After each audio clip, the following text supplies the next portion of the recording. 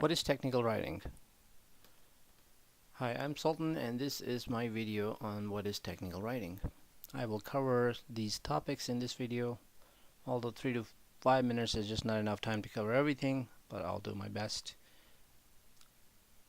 Topics I'm covering are definition of technical writing, types of technical writing, tips, and common mistakes. After that, there are some examples that I've included.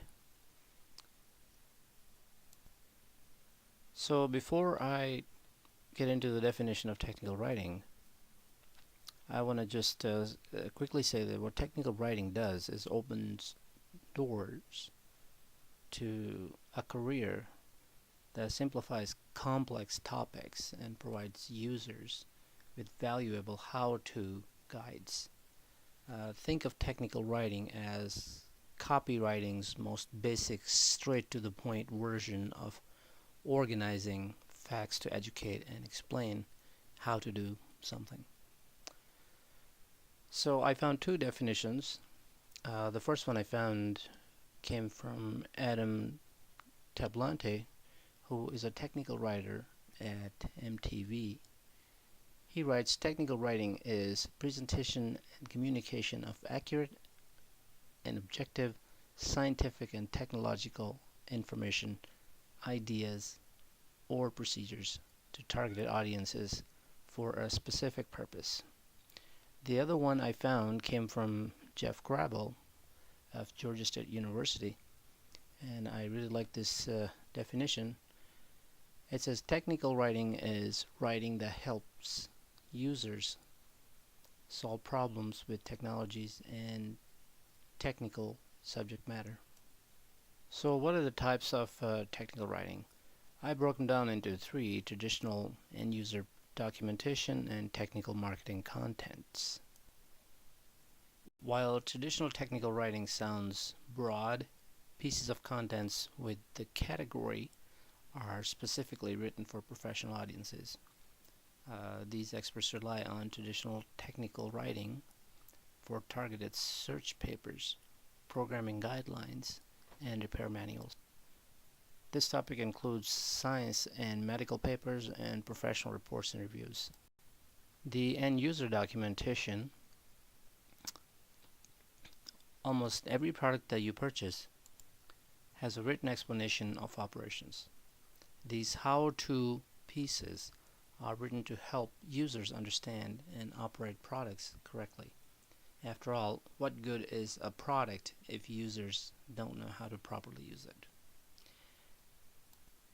Since end-user documentation requires clear and concise instruction, it is important to create contents that breaks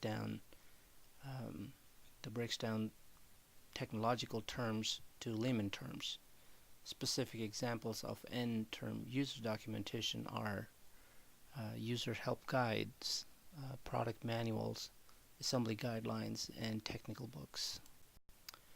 So if you have an eye for details and way with words, creating technical marketing content is the strategy for you. Developers' product wouldn't be much use if consumers don't understand how to properly operate them. To avoid this, technical marketing content serves as a bridge for products, consumers, and businesses understand each other. And I have broken down into two categories: white papers and case studies. White papers are written to highlight a company's success, and in this case, success with certain products or services. And these can be broken down into further categories of proposals and pitches and brochures. So what are the tips for technical writing? Well, you can think of many of those things.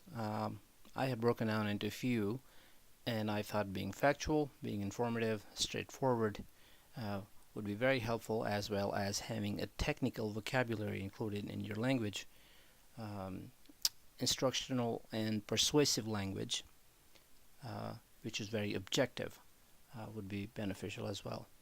The person who's producing a technical writing should also be able to interview and listen carefully. And for me, it has to be fun. So what are the common mistakes of the technical writing? I can just think a few. First is that don't evade the responsibility given to you to provide adequate contents. Don't assume the readers are dumb. Avoid lengthy sentences and big words, and they're not going to impress anyone. They don't impress me. Don't use shortcuts such as abbreviations, and don't use alternate effects. And another thing is to avoid metaphors. Metaphors. I don't know if everybody understands metaphors or not. I certainly don't understand all of them.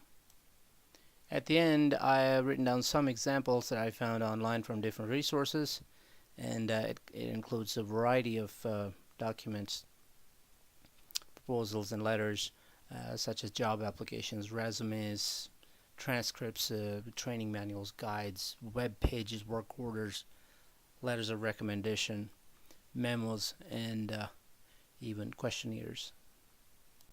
At the end of this presentation, I have included all the web references.